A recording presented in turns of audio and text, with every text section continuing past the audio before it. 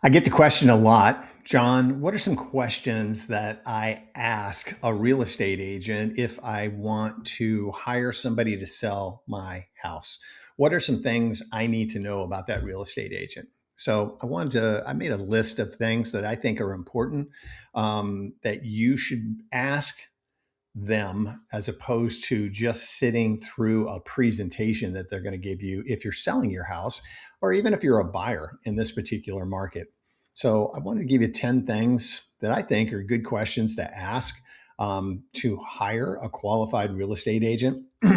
I've had it happen to me a couple of times in the past year. Went and did a listing presentation, had the people thank me, say how wonderful it was. They were honest. They said, hey, we're going to interview another agent or two.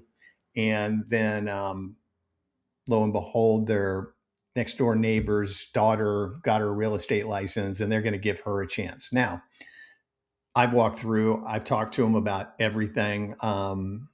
We've talked about pricing. We've gone through what they may need to do to get the house ready to sell. Um, so, what happens? They hire this other agent who may or may not have any experience, and then they come in and say, "Hey, we're going to price it at this price. This is what we were told," and they've already done the changes that were recommended.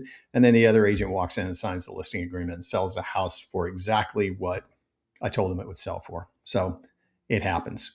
So this is one of the biggest investments most people make in their whole entire life. And I'm always shocked that they're negotiating with the agent to reduce their commission, who's going to be negotiating the deal on their house. So if the agent is, you ask them one time, they say, oh, yeah, I'm going to drop the commission. How well are they going to negotiate for you when it's your home?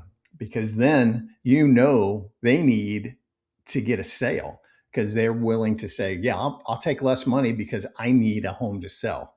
Okay. So we've gone through a market where we had a ton of people in the last 5 years jump into the real estate market.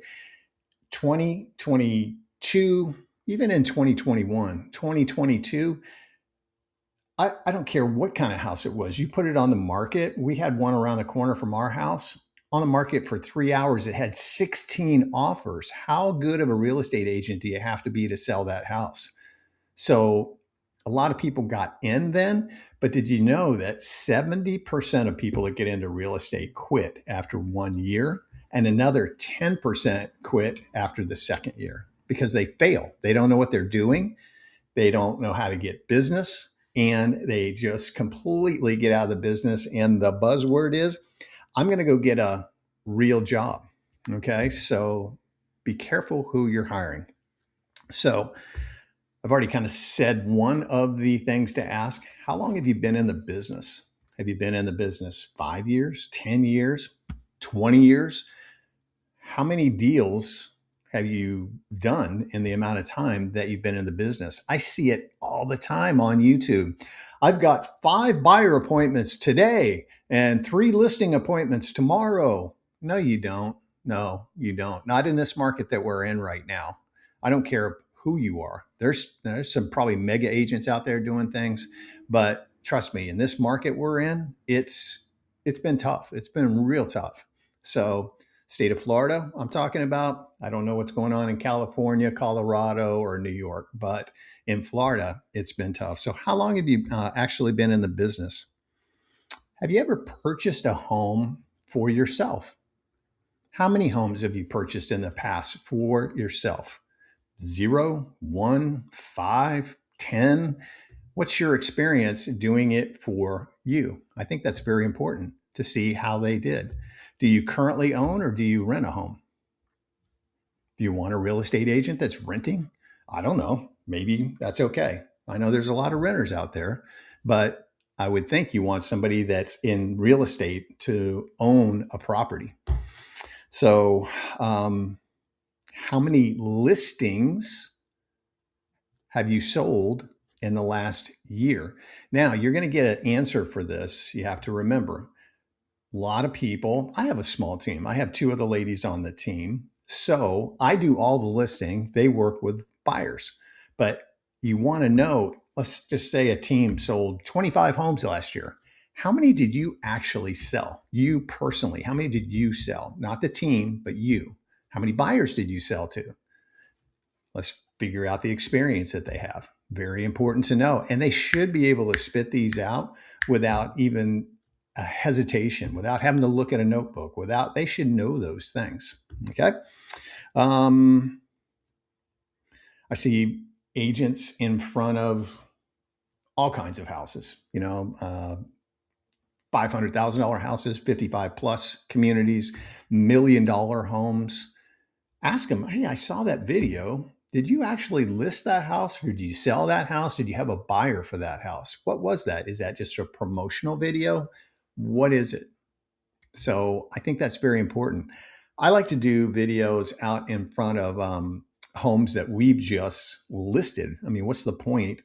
I can go out and video another agent's listing and hope that a buyer calls me. There's a very slim chance that that's going to happen, but I can do that to promote myself. But we like to do it on the homes that we've listed. How do you see the market? Give me your opinion. What's going on in the market right now? Do you see it changing? Are we going to be in this for a while? What's the cycle of a real estate market? It's typically 7 years. Once you get into a downward market that we're in right now, it typically lasts 7 years. Now, not all the time, but that's the average. So when did we start this market? Did we start it 2 years ago, 3 years ago? I would say easily that we started this market in 2025, because in 2025, 2024, and 2025, the average real estate agent in the area sold 2 or fewer houses. That's crazy, right? So you want to know that. Find out what kind of business they did in the last 2 years, 2024, 2025. How much business did they do? Not their team of 5 or 10 people, but how much business did they do? Very important to know. Inventory levels, where do you see that going? Where are we? Now, is there a lot of builder inventory? How about the resale inventory? Where is that? How much inventory does it give us? How long is this inventory going to last this long? And how do they figure out the months of inventory? Do they know that? So the answer to that question is, if no new listings came on the market, we just have what we have right now, and the amount of buyers that we have right now, how long would it take to sell every single property that's on the market currently? We probably got 6 months of resale inventory, and we've probably got another 6 months of resale inventory out there right now. That's how much inventory we have. So it's important that they know that as well. What's your percentage of your list to sales price? That's one of those negotiation things. So are they listing it at 500,000 and selling it for 5% less? Or are they selling it 97% of the list to sales price? And ask how many times they reduce the price, because a lot of agents do that. They'll price that $500,000 house at $555, reduce it to $545, $535, $515, then get down to $500, and then it sells at 97% of the list of sales price. So you want to know that as well. How many price reductions were there on those homes that you listed? Because you got to be laser focused in this market right now on your pricing. Do you talk to agents before they come and show my house? I find that very good to do, because not only do I establish a rapport with the agent that's going to be there, but I get to tell them all about any kind of upgrades or the amazing view, or wait till you see this pool, or whatever it is about the house.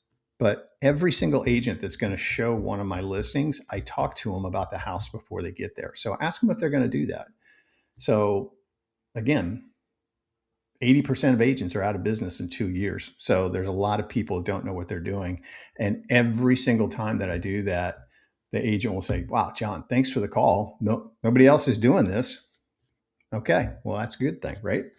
So a big one, we signed the paperwork and we never heard from our agent again. How often are you going to be in contact with us, and how will you communicate with us? It's important that they communicate with you the way you want to be communicated with. Do you want a text message? Do you want an email? Do you want a personal phone call? My clients tend to like, I do a video just like this and send it out to them about every week to 10 days to tell them exactly what's going on in the community that they're in and around them. So we had 2 new listings come on the market. We had 1 home go under contract. And since you've been on the market, we've had 2 homes that have actually sold.